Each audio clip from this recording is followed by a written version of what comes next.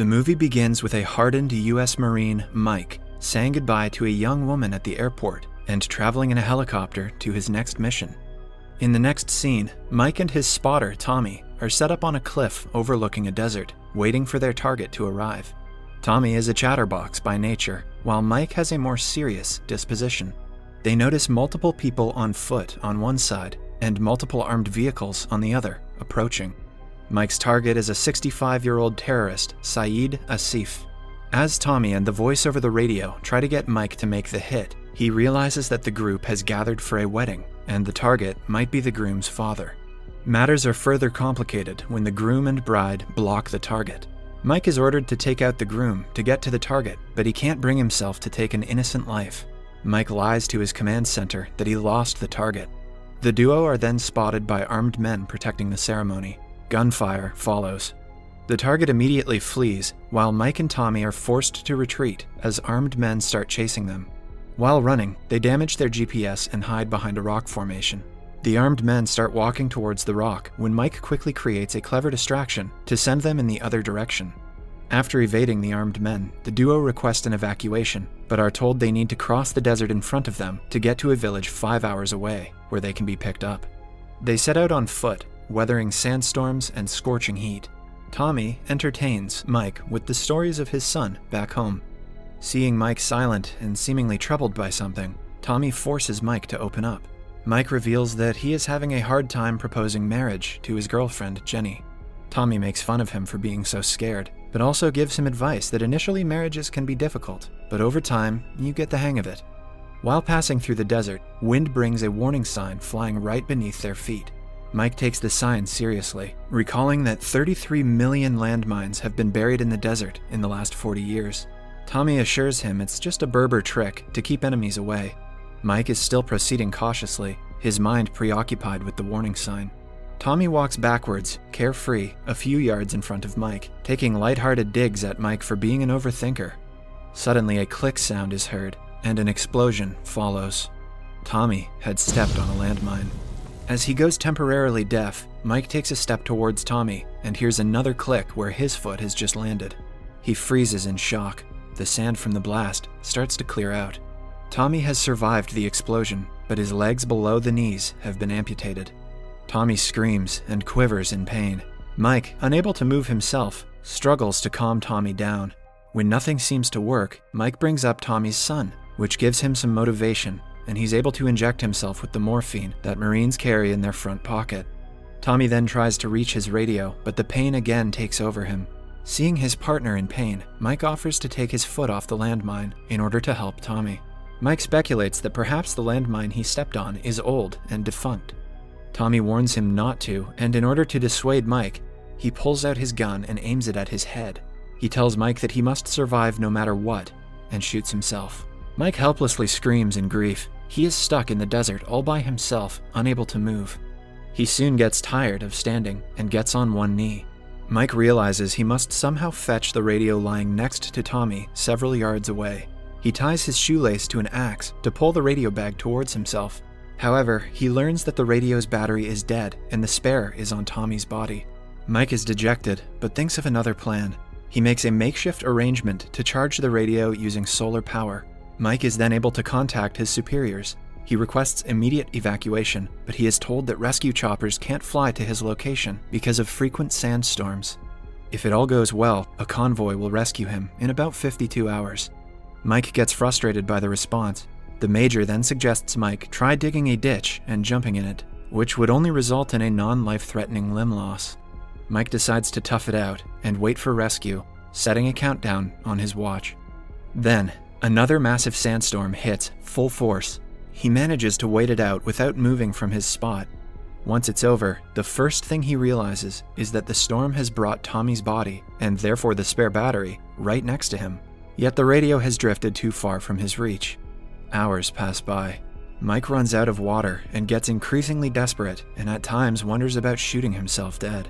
He then notices a Berber coming towards him, walking in a zigzag. Mike tries to warn him about the landmine, but the Berber imitates his actions, seemingly making fun of him. Mike tries to explain his ordeal to the Berber man, but he insists that Mike must take the next step. He then takes Mike's water flask and disappears into the desert. Completely dehydrated and desperate, Mike proceeds to drink his piss when he notices a little Berber girl coming his way, bringing back his water flask. She hands it to Mike, and to his relief, it's full with water. Although the girl never speaks, using her toy soldiers, she too seemingly tells Mike that he has to step off the mine and move on. Mike tells her that he can't move and asks the little girl to fetch him his radio, but the girl doesn't understand. Desperate, Mike gets too loud, scaring the girl away. Soon, the night falls and the temperature starts to drop. Mike lights a fire to keep himself warm. He starts hearing noises of wild animals. He takes out his phone and looks at the pictures of his girlfriend to keep himself distracted. He finds a video from his girlfriend. In the video, Jenny tells Mike that she is waiting for him. Mike must win the war and come back to her as soon as possible. Mike begins to get emotional. He is afraid that he might never see his girlfriend again. Tired of everything happening to him, he starts to fall asleep, but he snaps out of it to find that the fire has died out. He finds himself surrounded by wild animals. He tries to scare them with his gun, but fails. The animals drag Tommy's body away. One animal starts to proceed towards him, but using his torchlight, Mike shoots the animal with his gun. The animal lands on a landmine, causing an explosion and scaring the other animals away. The morning arrives, and the same Berber man again drops by. He tells Mike that he is very lucky that he has survived thus far, even after stepping on a landmine and spending a night in the desert with wild animals. He once again suggests that Mike step forward, but Mike doesn't comply. Mike tells him that he probably knows the location of the mines, as he always walks in a pattern. The Berber responds that he doesn't know where the landmines are, and he only walks in a zigzag because it is safer than walking straight. Mike again asks him to fetch his radio. The Berber man finally agrees and brings the radio back to Mike, and then heads on his way. Mike checks his watch, and there's still 24 hours left for the help to arrive. He slowly starts hallucinating. Mike sees Tommy wake up from his death. The imaginary Tommy motivates Mike and tells him that he will get out of this alive. The sun sets again, and Mike starts to think about all the mistakes he has made in his life. He starts regretting leaving his girlfriend, Jenny, alone and coming to the mission. He again finds himself surrounded by animals. Mike aimlessly starts shooting at them in the dark, but the animals still attack him. He gets lost in his thoughts as he fights off the wild animals. As the sun rises, Mike again descends back to reality. All the wild animals that attacked him lay dead around him. Despite being outnumbered, he managed to kill all of the animals. Mike has been in that desert all alone, by himself, with his foot over the mine, without moving for the last 45 hours. He then receives a communication from his senior, who informs him that the rescue team is running late. The senior asks him if he can hold on for 17 hours. Already way past his breaking point, Mike replies that he cannot go any further. The major tells him that there is someone who wants to talk to him. Mike then hears the voice of Jenny. Mike frantically starts apologizing to her for leaving her, for messing everything up, and to destroying everything he touches. He then starts hallucinating and sees Jenny sitting on a couch in front of him in the desert. He tries to reach her, but starts losing strength. He begins to collapse when Berber catches him, seemingly arriving out of nowhere. The man starts nursing Mike's wounds and tells him about the time when he too once stepped on a mine, which took off his leg. He tells Mike that losing his leg felt like he had lost everything in his life. However, the pain of losing his leg was all washed away when he met his wife and had a daughter. He says that whatever happens in our life, we must keep moving on. Mike tells the man that he indeed is lucky, as his daughter who brought him water is really beautiful and has her father's smile. The man tells Mike that he no longer has a daughter. She died in a mine explosion during one of their father-daughter excursions to dig out mines and replace them with tin cans. Mike listens, dumbfounded. The Berber tells him he's happy his daughter came to meet Mike, but he really needs to move on now. Then, he leaves. Mike sees his daughter again, but she quickly fades away with the wind. Mike starts to hallucinate again. He sees his abusive father, who used to beat his mother while he watched helplessly. He sees his terminally ill mother. He also sees the lovely times he spent with his girlfriend. At that moment, he hears on the radio that the rescue team is passing, and they need him to make his exact location known. He picks up his flare, but before he gets to use it, the terrorists from before start shooting at him from over the hill.